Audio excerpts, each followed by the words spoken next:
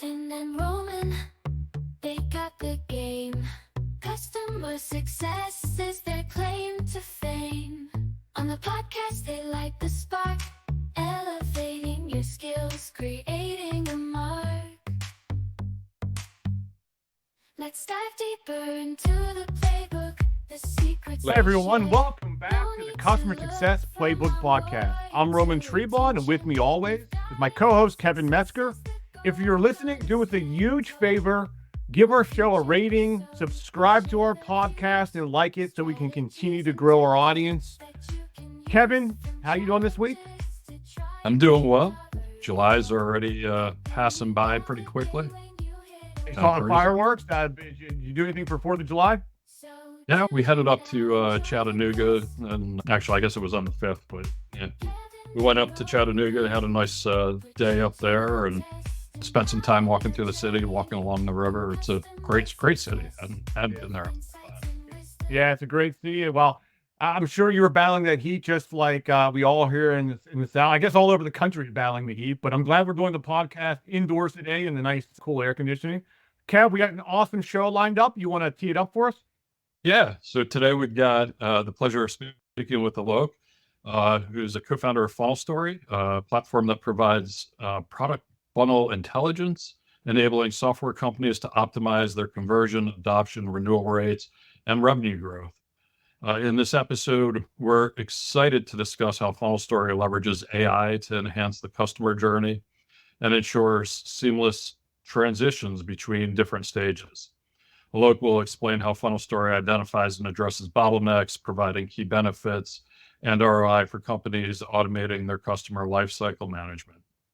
We'll also dive into FunnelStory's AI-driven approach to improving customer segmentation and targeting, and how it helps predict customer behavior and outcomes.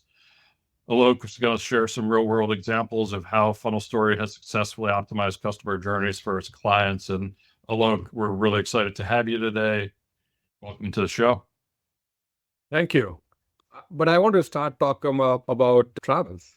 I think that will tell you where my mind is coming from. Yeah, perfect. So last month, me and my family traveled to New Zealand, and we spent almost 10 days in New Zealand, 8 days in South Island, which was kind of what it's called the Southern Alps, if you will, and beautiful days, amazing. So, Your first time there, Alok? Your first time? it was my first time. I have actually only twice crossed the equator, once to South Africa, and this was to New Zealand. So, Nice, Cool. nice. I'll take your trip over Chattanooga. Nothing against Chattanooga or Chattanooga audience, but New Zealand definitely getting my vote if we're picking between the two. I actually was planning on my end, but then I fell in love with the idea of seeing the location for Lord of the Rings and Hobbiton. I mean, all of us have a kid inside us, and looking at 20 years back, Lord of the Rings, those beautiful locations, and people who are fans of Hobbit, like my son is, oh my God, they have created a Hobbit village in north Oh, of really? that That's original awesome. village. That entire, all 44 houses they have created, the set exists, and it becomes a travel. That's number one travel destination in New Zealand. Wow, that is That's awesome. And those Hobbit, Lord of the Rings movies have been on TV like all the time, and I'm like a sucker. I see 1 minute of it, I'm hooked in for the next like half hour. The locations and how they filmed that is awesome. That's pretty cool. I didn't know they had a whole tourist thing down there for around. Oh yeah, and that's the reason why I wanted to put a smile to everybody's face. I mean, it's Yeah, that's great. Yeah. okay. Let's start. Let's start with FunnelStory. How did it come to be? And sort of where'd you see the need for this in the marketplace? I'd love to kind of know a little bit about the origin. Well, I think so. My background is actually coming from cybersecurity, if you believe it. I spent almost 2 decades in the field of cybersecurity. I was in companies like McAfee, Intel Security, Imperva, ShiftLeft, SafeNet, you name it. And for 2 decades, I have been working on large data problems because cybersecurity, interestingly, has seen large data much before many other sectors saw them. I mean, the amount of attacks that were happening, amount of data that we were generating. We, in cybersecurity, had a need to process that data pretty fast and make sense of it so that you can make the right set of decisions. And in my last company, when I was there, I noticed something interesting. That I was a product manager by training, but I was also asked to do customer success. And I realized that customer success is a pretty interesting and challenging field. The diversity of data that this ecosystem has to deal with. You have product data, you have CRM data, you have meeting conversation, you have text data, and to be able to make sense of all of them translating into a single language sounds a very interesting challenge to me. And I said, wow, think about it. You guys are thinking about customer, I'm thinking about data. And that's how three of us in a cybersecurity company decided to jump in. I said, this is an interesting problem to solve and we want to solve it. So that's how we basically got started. And I think we are pretty happy about so much about what we have done so far. Yeah. So you want to tell us a little bit about the product and kind of where it's positioned?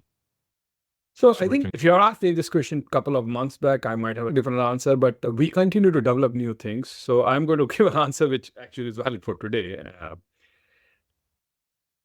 In my last company and my last experiences, when I was dealing with customer success solutions, one of my biggest challenge was that it took a long time to configure products. And I was surprised by that. Let me kind of go back to my past and tell you the context I come from.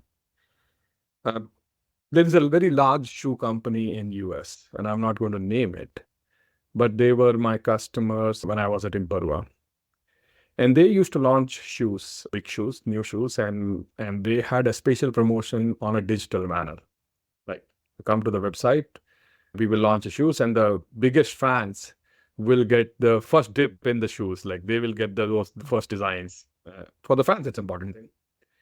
And what started to happen was that the moment they used to launch the shoes, that most of these shoes were very, very quickly taken out by the bots in 20 seconds. So think about your team launched a marketing campaign and all but like a fraction of shoes are left. The rest, everything was taken by bot. Fans got nothing. Your entire marketing campaign was sucked dry. Right? And so see, the problem at that point of time for these guys was to look at all the data in real time, process it, and make the decision whether you're dealing with a human or a bot. Right? So the challenge at that point of time we were solving is to how to process very, very large amount of diverse data and make sense of it pretty rapidly. And here I am in customer success, getting the answer that, it takes around 3 months, depending on the size of the company, to just get your customer success platform going. And I was like, wow, that is from the modern age to the stone age. And right. And so at that point of time, we basically said that we need to solve for this. So we started with the first principles. We basically built out an entire system so that we can connect to any kind of data, any kind of system, transfer them to a common model, and build a visibility for you in less than 24 hours. Our current deployment time is less than 2 hours. We can connect to any kind of data and we can show you visibility in 2 hours. Then we go to the second problem, that how you make sense of it. How can most of the customer teams start with customer journeys? They want to say that what the journey is so that they can then decide what are the places where we need to connect with, engage with the customer so that they can adopt our product well.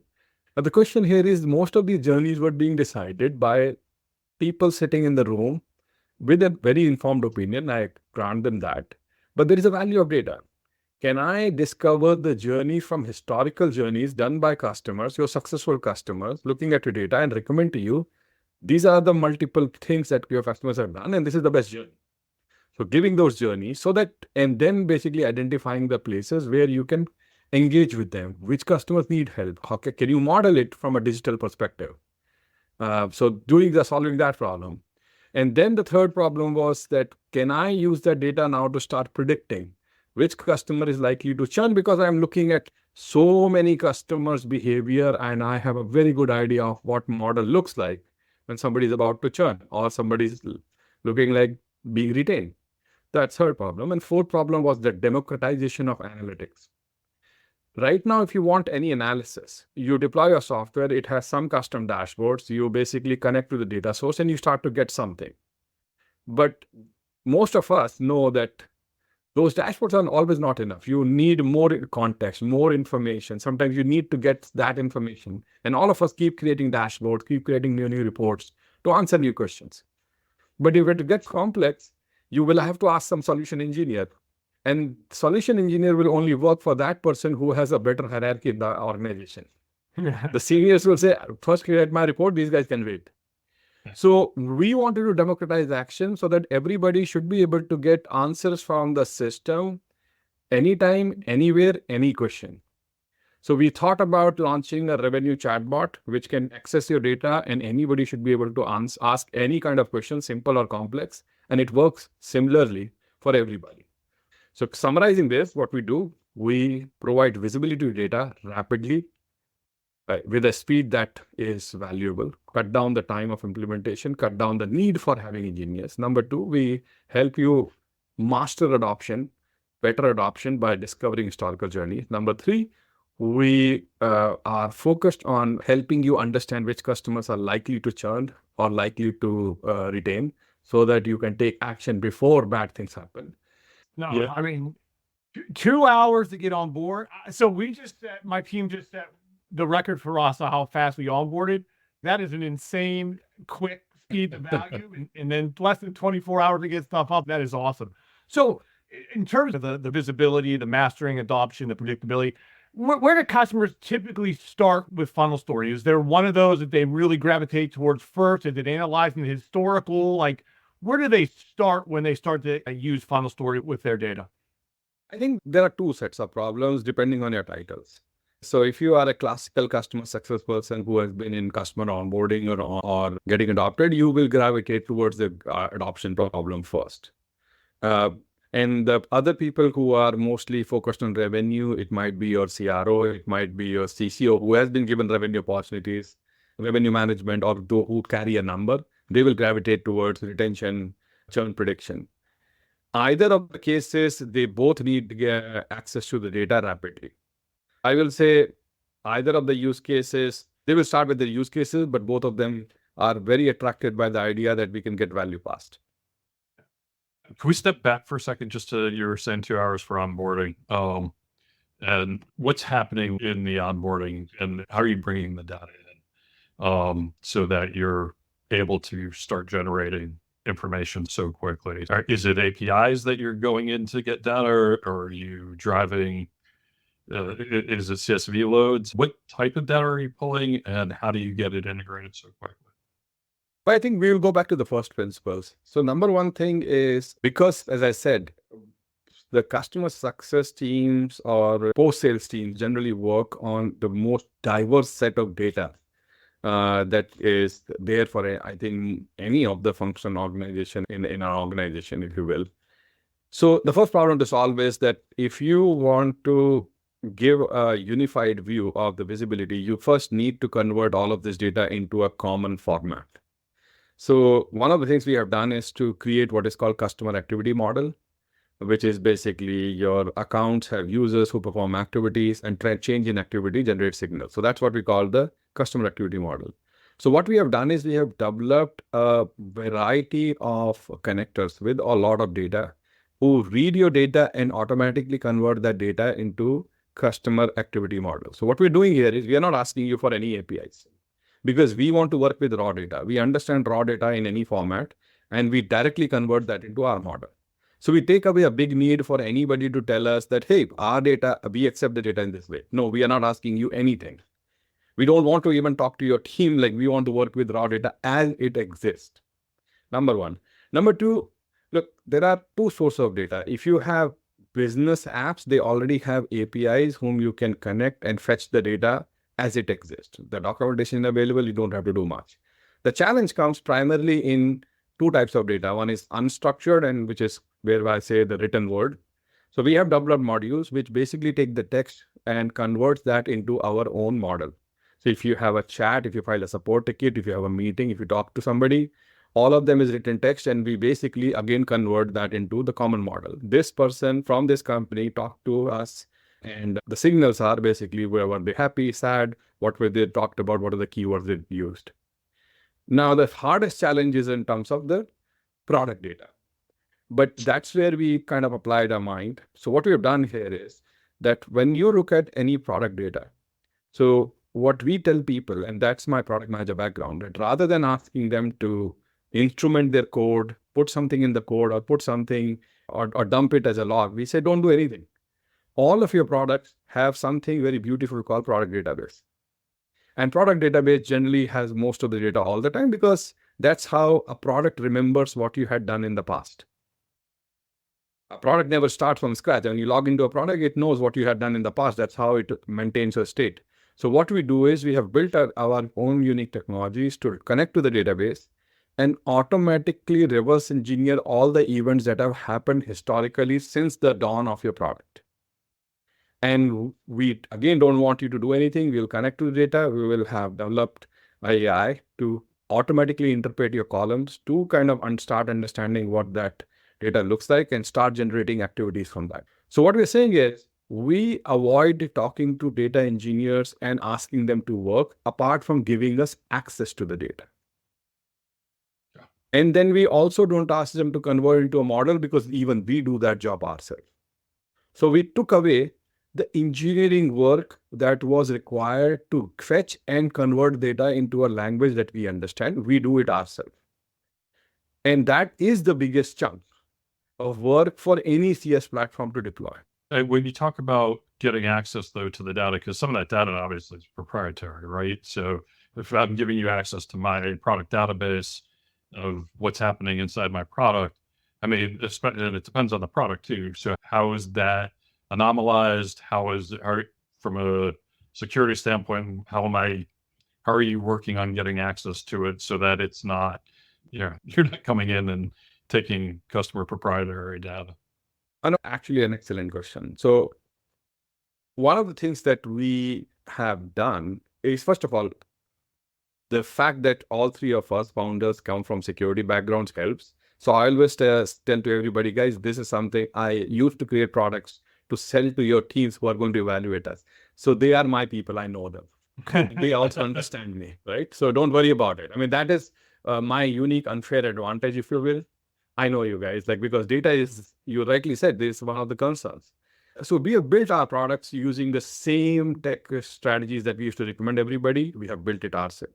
So we basically provide all the kind of layer of information on why we are secure so that your security teams can get certified, number one. But number two is that I recommend people not to give me access to the product database directly. I want what is called as a materialized view of the information that we only need to see in a read-only manner. I generally suggest everybody give me information through a data warehouse, which itself is getting replicated data from a actual product database. So you should not give me access from your product database directly. I do not recommend it. I also want you to give me a read-only access because I don't need to write anything there. And I want you to give me materialized view so that my scope of what I can do is limited. So my security background, it's a trust thing. And my approach to getting data where I become the consultant to them gives them a confidence that these guys know what they're talking about. Yeah, they must love that security background. Look, when you're talking to them about all this data and where it's coming from and how it's getting used, et cetera. The question is, we're talking customer success, and as you're looking at your FunnelStory, pulling data from different sources, I'd love to hear kind of a success story that you guys have. We don't need any client names, but I'm sure there's some really great stuff that clients are getting when they're able to take all this data and really look at it without any bias and seeing insights. I'd love to hear one. So I will talk about actually 2 or 3 customers. So one customer is a very major startup. They are kind of a Series B onwards with the major revenue, major customers. The founders have come from one of the largest security companies in the world.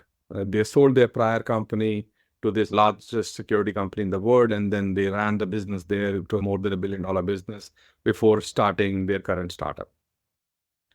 And they had deployed one of the most popular customer success platform.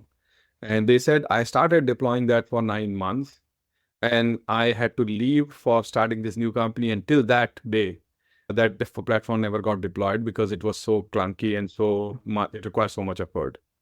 And he asked me to deploy. And when I deployed in their case in less than 2 days, mostly because we were taking the permission, he was said, you guys are out of this world if you have what you just did here.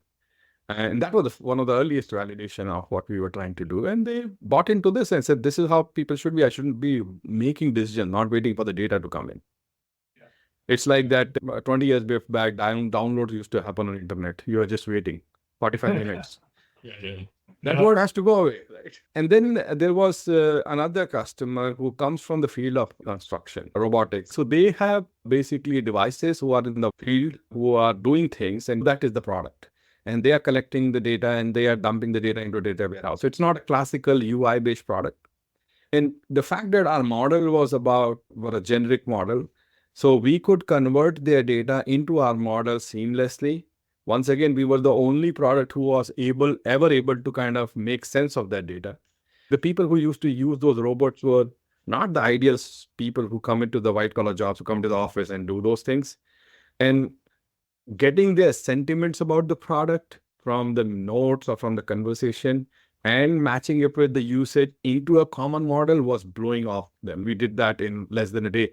They did not even require us to help them. They just configured in less than 2 hours with that complex data. Interestingly, they were one of the earliest people who gave us feedback about the bot we had launched. They said we are able to ask questions that we never thought had come in my mind. Like, I just saw this data. Can you explain me further?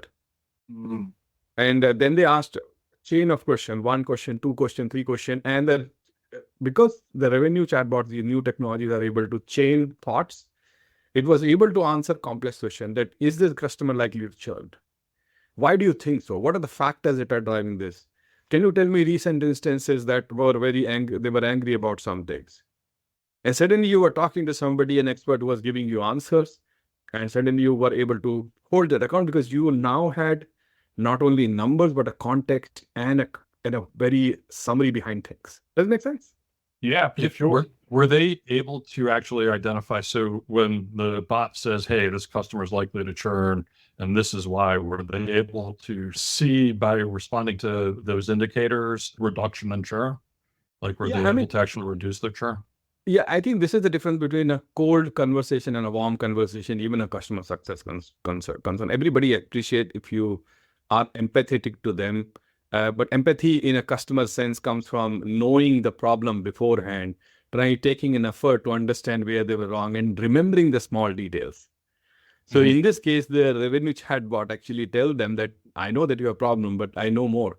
One of your team members had this conversation where they had a frustration, and I looked back and I saw that there was a support issue that was unresolved and you were not able to use the product. And I'm sorry for that.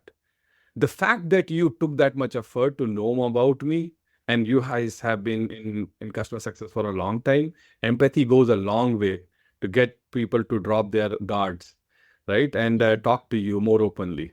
And I think data helps you get that, even if you have never paid attention to that account before. Yeah, that's interesting. I mean, and I agree with the empathy on the one hand. On the other hand, the technical problems don't necessarily drive churn, right? Churn gets driven for a lot of different reasons. So it depends on what. Yeah, I think that's what I say. Like, the product can be tell to customers that don't mix adoption with churn. You can have a perfect adoption, you can still have a churn. Yeah. They might be caused by actors or words that were said outside of the product adoption. You don't know that. And that's why you have to observe other channels and actors who are not in the product, which you call non-product actors. You will find them in meetings and support tickets, but they are not found in the product itself. Are you able to track that in your data? Yes. So when we build our account and user model, we are looking at everybody who is interacting with you, whether they are doing in product or non-product. But we basically tell them that these guys are not in the product, but they seem to have very strong influence over, because the actions are highly correlated with how the adoption goes up and down. And look, you mentioned you're working with a startup company, big company. So it sounds like you can, any sort of size company, there's sort of an entryway for them to kind of come in here and use your solution.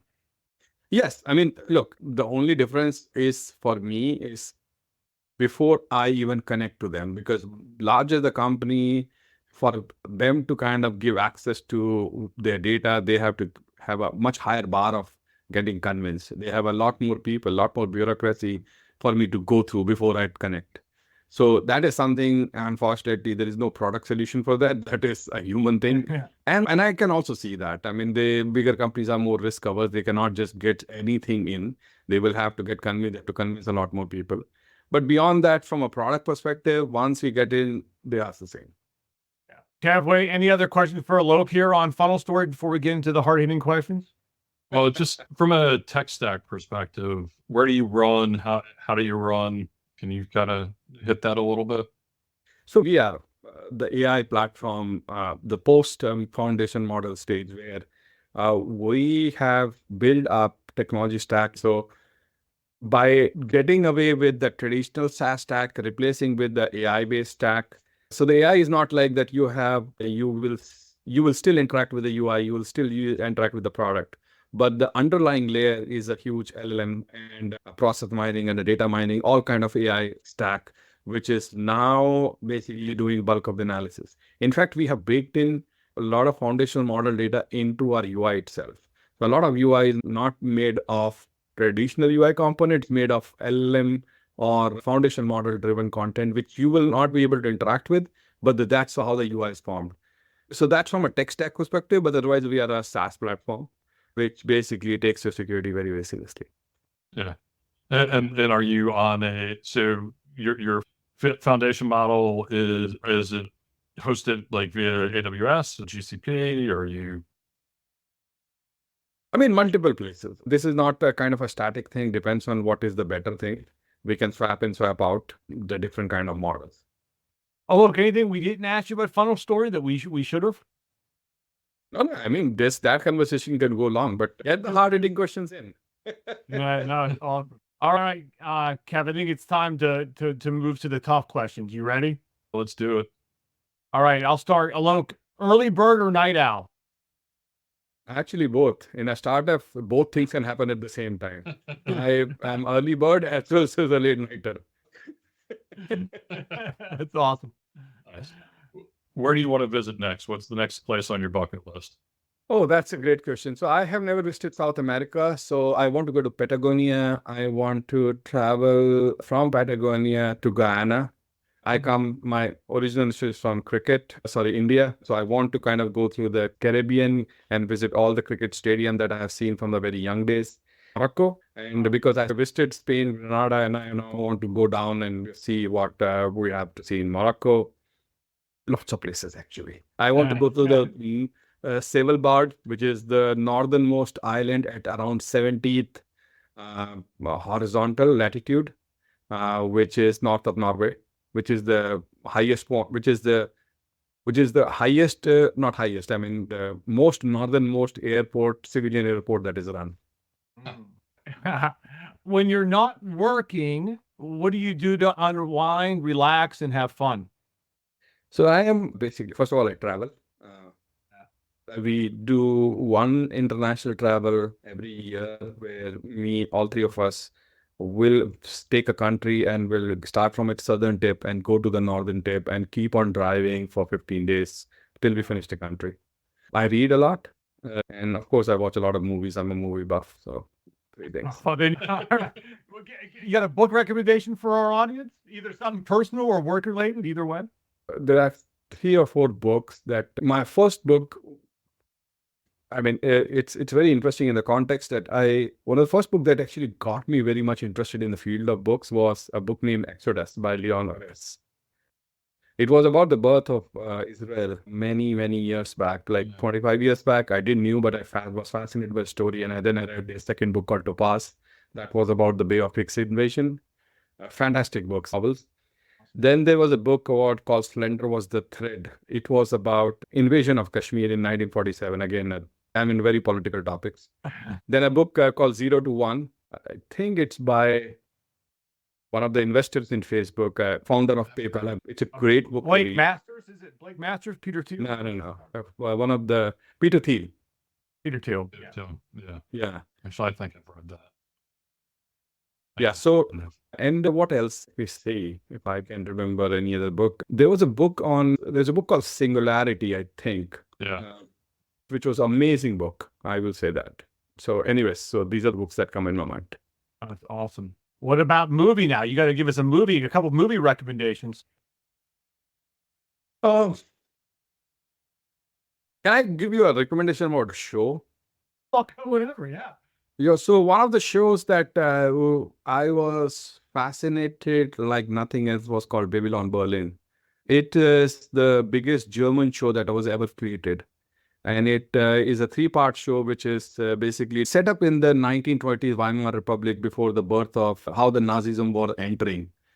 And they have created a world of early 1920s of Germany, brilliantly written and brilliantly acted. I recently watched The Wire.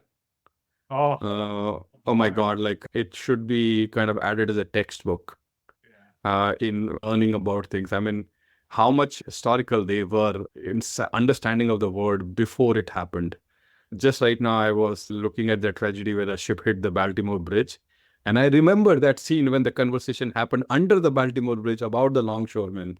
Yeah. Well, now I'll start giving out Omar quotes here, so we won't get too much on The Wire here. Oh my God, Omar, that guy is a legend. A fan of it. Wow. Yeah, that's awesome. I'm gonna have to check any more this one hard out. questions for Alok?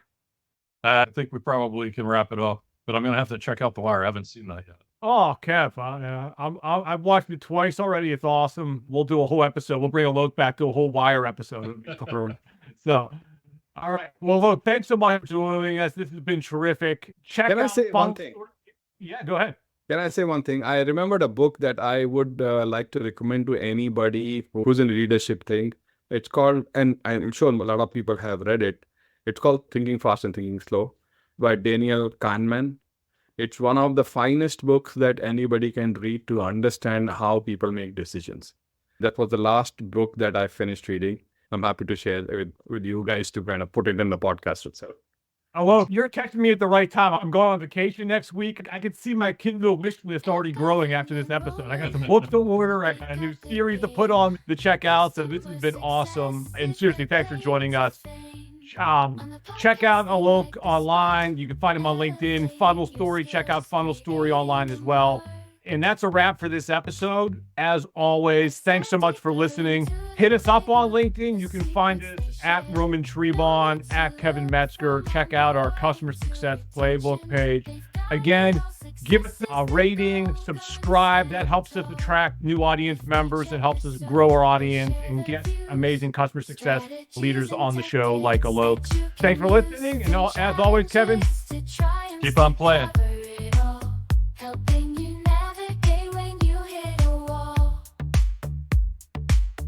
So tune in now and join the quest. Kevin and Roman put you to the test.